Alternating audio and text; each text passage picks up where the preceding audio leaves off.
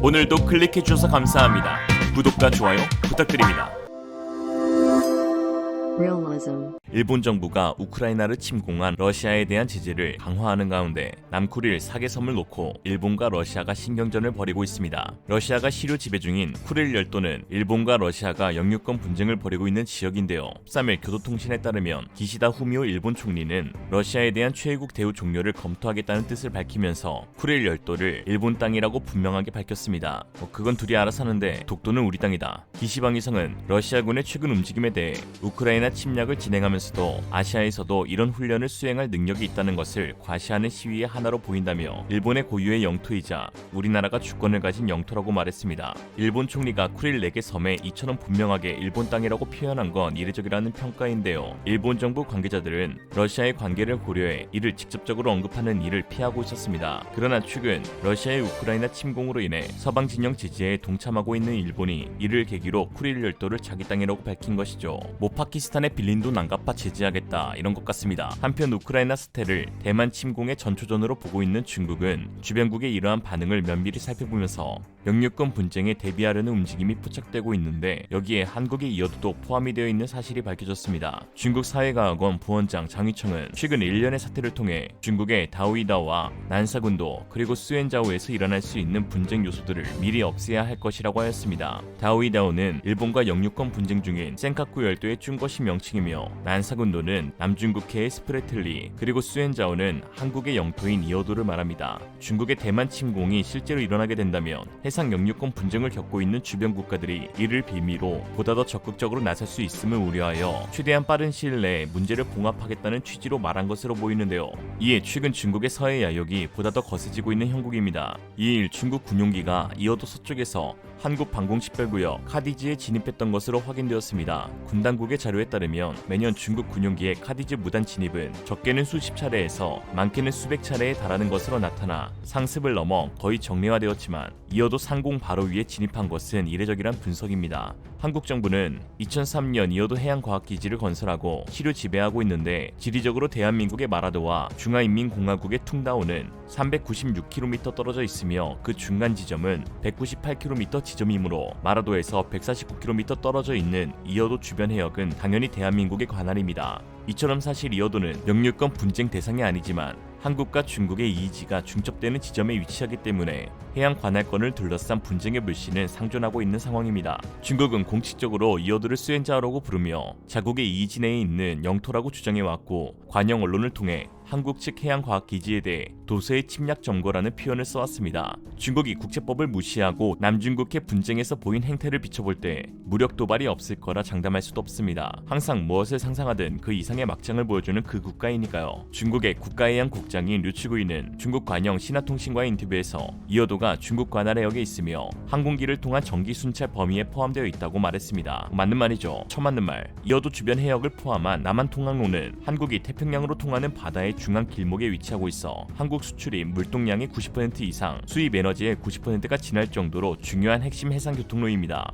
중국으로선 이어도 주변 수역이 동중국해와 서해가 교차하는 곳에 위치하여 중국의 동북쪽은 서해와 동쪽으로는 일본, 남쪽으로는 대만 해협과 인접해 있어 전략적으로 매우 중요한 곳으로 인식되고 있습니다. 특히 이어도 주변 수역이 군사적으로는 중국 북해함대와 동해함대가 미국의 제1도련섬 봉쇄 전략을 뚫고 태평양으로 진출하기 위해 반드시 거쳐야 하는 통로인데요. 상하이에서 남북으로 펼쳐진 중국 연안 해역은 양쯔강에서 흘러나온 토사의 퇴적으로 수심이 얕기 때문에 중국 동해함대가 이동하려면 일단 태평양 쪽으로 나갔다가 목적지로 갈 수밖에 없습니다. 이에 이어도 해역이 동중국해의 중앙에 위치하고 군함의 통과 항로 및 주요 군사 활동을 위한 길목이어서 중국 동해함대는 바다로 나가든 뒤로 돌아오든 이곳을 꼭 지나야만 하죠. 중국은 이어도 주변 수역을 장악함으로 이 수역에서의 자국만의 경제적 배타적 권리를 행사할 수 있을 뿐만 아니라 동아시아 제해권을 장악할 수 있어 동아시아에서의 미국의 봉쇄 정책을 뚫고 미국의 영향력을 약화시킬 수 있습니다. 이에 한국과 중국뿐만 아니라 미국도 이어도의 가치를 중시하고 있는 상황인데요. 미국 싱크탱크 포린 어페이스는 중국의 태평양 진출의 야욕이 노골화됨에 따라 한국 서해가 제2의 남중국해가 될 가능성이 커지고 있다고 하였습니다. 특히 최근 들어 중국의 이어도 야욕이 더 눈에 띄게 나타나고 있는 이유는 러시아를 향한 서방 진영의 에너지 제재에 따른 영향으로 볼 수 있습니다. 최근 러시아의 천연가스 수출입 관련 각국의 제재를 통해 안전한 에너지 확보가 국가 성장과 발전은 물론 국민의 실생활과 직결된 그야말로 국가안보 사안임이 다시 한번 드러났는데, 세계 최대 에너지 소비국인 중국은 현재 전력난에 신음하고 있는 상황으로 해양 석유의 확보를 위해 안간힘을 쓰고 있는 상황입니다.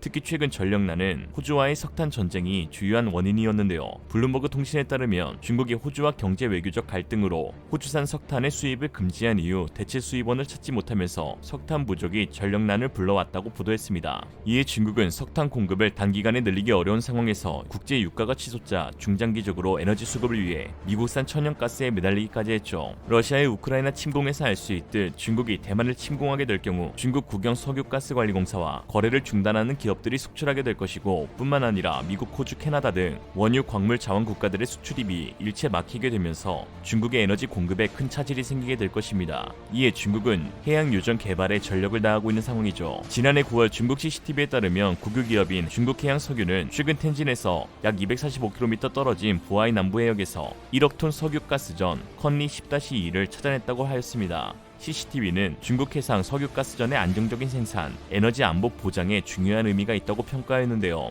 컨리 10-2의 매장량은 1억 톤이지만 이어도 주변 해역의 원유 매장량은 무려 14억 톤에 달합니다. 산업통상자원부에 따르면 1969년에서 2005년 진행된 사광구 자원탐사에서 석유 매장 가능성이 있는 지점이 3곳 발견되었는데, 특히 이오도 주변에는 천연가스 72억 톤, 원유 1000억 배럴, 14억 톤이 있는 것으로 추정되고 있습니다. 중국이 이오도에 군침을 흘릴 수밖에 없는 이유죠. 또한 중국은 이오도뿐만 아니라 한국 칠광구와 가까운 중국 측 해안에서 이미 수십 개의 원유 시추 시설을 운영하고 있는 상황인데요. 대한민국 제7광구 석유가스전은 제주 해군 일대에 설정된 자원탐사구역으로 채산성이 있는 석유전 및 천연가스전이 다량 매장되어 있을 것으로 추정되고 있는데, 미국 에너지관리청에서 발표한 주요 자원 부국 현황과 비교해보면 러시아보다 많은 세계 2위의 매장량입니다. 이어도와 칠광구 주변 수역에서 중국의 움직임을 예의주시하며 정부 차원에서 적절한 대응과 국민 차원에서도 보다 더 관심을 가져야 하는 상황입니다. 특히 자원 부족 국가인 한국에서는 에너지가 가장 우선시되어야 할 안보 문제 중 하나이죠. 이런 상황 가운데 최근 3월 추진되는 한미연합훈련에 동해뿐만 아니라 서해까지 포함될 가능성이 거론되면서 중국의 해상야욕에 찬물을 끼얹게 될 것으로 보입니다.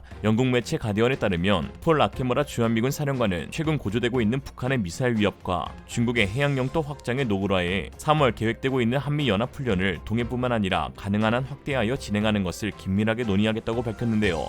현재 중국군이 집중적으로 움직이는 곳은 서해에 있는 한국과 중국의 배타적 경제 수역 EEZ 중첩 구역입니다. 특히 바다를 지배하지 않고는 패권 국가가 될 수 없다고 여긴 중국은 EEZ에서의 해군 훈련을 강화하면서 2025년까지 6척의 항공모함을 건조하겠다고 밝혔는데요. 중국은 1998년 구스른에서 건조하던 미완성 항공모함 발야그호를 사들여 완성한 뒤 2012년 랴오링함을 취역시켰고, 중국의 두 번째 항공모함이자 독자 기술로 건조된 첫 항공모함인 산둥함을 2019년 12월 취역했습니다. 미 싱크탱크 전략국제문제연구소에 따르면 올해 진수할 중국의 세 번째 항공모함인 003형은 미국 항모가 사용하는 캐터펄트 시스템, 즉 항모 갑판에서 전투기 이륙을 돕는 장치를 갖추는 등 기술적 진보가 있을 것이라고 분석하였고, 중국의 네 번째 항공모함이 핵추진 항공모함으로 건조될 것이라고 밝혔습니다. 누군가는 서해가 항모를 운용하기에 좁다 하시는데, 중국은 4대의 항공모함이 서해를 활보할 것 같군요. 이에 한국도 한미연합훈련을 통한 전략폭격기, 항공모함, 핵잠수함 등의 미 전략자산의 합동작전을 비롯 자주국방의 핵심인 항공모함 건조에 사활을 걸고 있습니다.